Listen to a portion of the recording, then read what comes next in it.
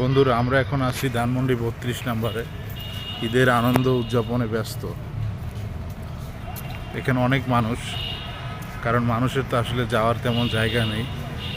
ঢাকার মধ্যে বিনোদন কেন্দ্র খুবই কম এবং সব কিছুর দাম ডাবল। ফুচকা পর্যন্ত ডাবল দাম। বন্ধুগণ, আপনারা কে কীভাবে ঈদ উদযাপন করতেছেন?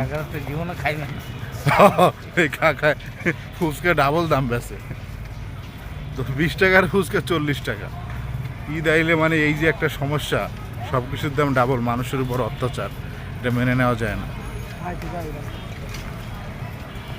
তবে মানুষ আসলে অনেক অনেক শৌখিন। বাংলাদেশের মানুষ একটু আনন্দ খোঁজার জন্য বহু দূর যায় পরিবারকে নিয়ে, কিন্তু দিন শেষে দেখা যায় আনন্দটা আর গুছিয়ে আনতে পারে না।